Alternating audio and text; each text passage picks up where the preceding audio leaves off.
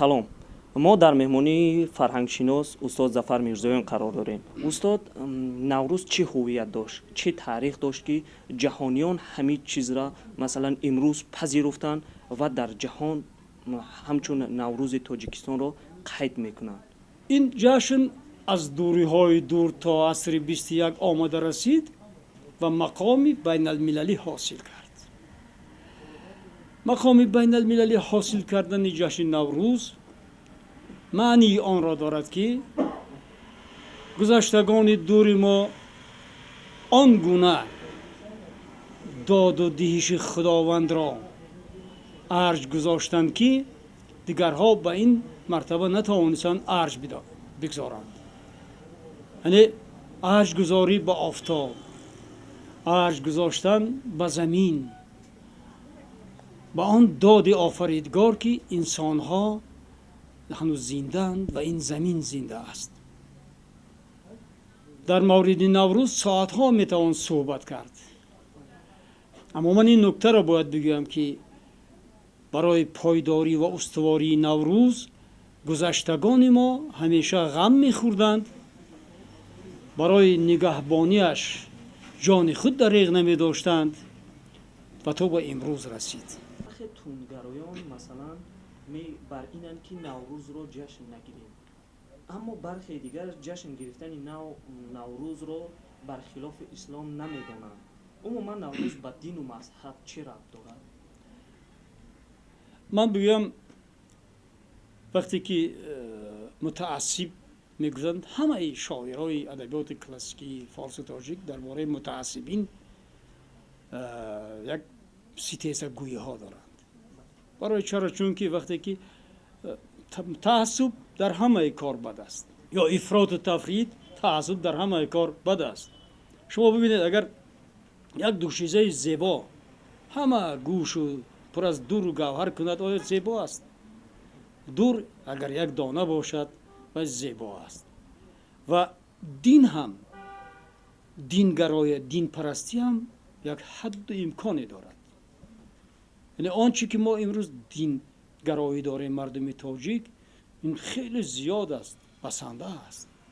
лекин барои аз пушти онҳое ки бехиратанд ва пурра динро наомӯхтаанд, динро сарсарӣ медонанд, бештар қориони қуръон мебошанд, ки қорианд, мазмуни онро намедонанд, ба ҳикматҳои жарфу фалсафаи бисёр бекарони қуръон дар нарафтаанд, кӯшиш мекунанд ҳар чизе ки ёбанд онро мушрик бидонанд, ғайри дин бидонанд. бинобар ин оно касе иҷозат надодааст, ки вақте ки абурайҳони берунӣ, умар ибни иброҳими хайём китобҳо навиштанд дар бораи Наврӯз, магар онҳо динро баробари ин чанд андакхондаву нимхондаҳо намедонистанд? бинобар нодуруст аст. инҳо нахондаанд ё андак хондаанд ва худашонро доно мепиндоранд. ман инсонҳо ба рақамҳо як муносибати вижа доранд. аммо аз ҳама рақамҳое ки дар байни мардуми мо ва дигар мардумони ҷаҳон хеле серистеъмол аст, ин рақами 7 ва 40 мебошад.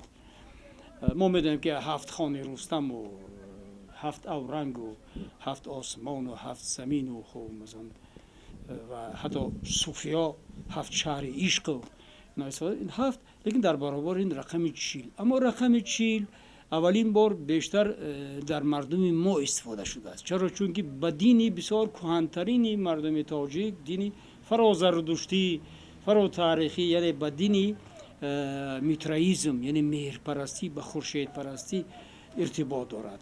ин тур аст, ки мардумони дуродури мо хуршедро худо медонистанд. мо бовар доштанд, ки амин аст. чун чашм кушоданд, диданд, ки ҳама чӣ вобаста ба хуршед аст, гуфтанд худо ҳамин аст.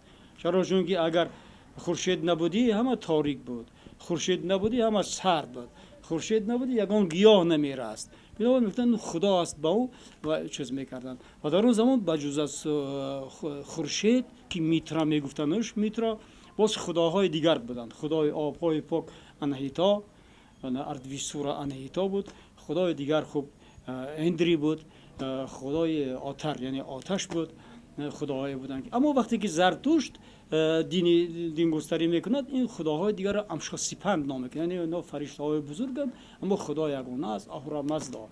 و چرا چیل برای آن است که خورشید را روزی تولدش را جشن میگرفتند. روزی تولد خورشید 21 تا 25 مارس درست میاد که گویا در این شب خورشید تولد شده است. لیکن بعد از تولد خورشید اینا دعا میخوانند که خورشید نکند که نمرد، دائم روشن باشد، گرم باشد. و البته بسیار مراسم‌های دارند، از جمله مثلا خب چیلبوری و تربوز را دوپاره کرده آوردن و در شب یلدا که از شما شبی در آسترین سال می باشد. و بعد از اون جشنی که داشتن جشن سده بود. جشن سده اکنون در جشن سده خورشید دیگر پرزور شده بود، با قوت بود، لیکن برای پرزور شدن و گرم شدن وی باز سده لازم بود. سده به معنای نه 100 روز بلکه 50 روز و 50 شب